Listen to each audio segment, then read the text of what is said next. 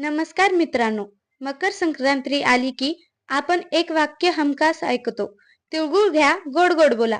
पण कधी विचार केलाय का, नेमके तिळगुळच का? साखर नाही, गोड पदार्थ नाही, काहीही नाही. आज या व्हिडिओमध्ये मी तुम्हाला सांगणार आहे तिळगुळामागचं पूर्ण रहस्य. थंडी आणि शरीराचं शास्त्र.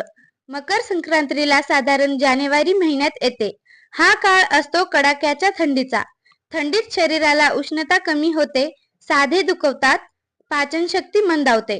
म्हणूनच शरीराला उष्णतेची गरज असते. तीळ का दिले जातात?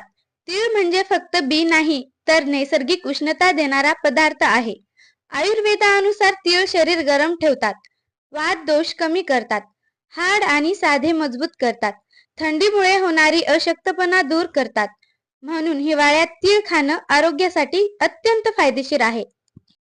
गूळ का दिले जातो? गूळ म्हणजे नैसर्गिक गोडवा. गूळ रक्तशुद्धी करतो, पाचन सुधारतो, शरीराला ताकद देतो, थंडीमुळे येणारी आळस दूर करतो आणि सगळ्यात महत्त्वाचं म्हणजे गूळ लगेच ऊर्जा देतो. तीळ आणि गूळ यांचा परफेक्ट जोड म्हणजे तीळ उष्ण असतात, गूळ गोड आणि पौष्टिक असतो. दोन्ही एकत्र आले की शरीराला उष्णता मिळते, ताकद मिळते, पचन बिघडत नाही.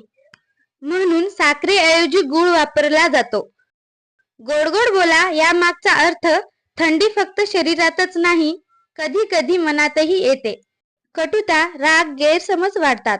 म्हणून शास्त्रात सांगितले, तिळगुळ घ्या आणि मनातलं कडवटता विसरा. गोड गोड बोला म्हणजे फक्त शब्द नाही, तर नात्यांना ऊब देण्याचा संदेश आहे. धार्मिक आणि सांस्कृतिक अर्थ.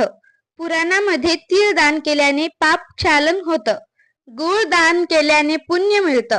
म्हणून मकर संक्रांतीला तीळ गूळ दान करणं शुभ मानलं जातं.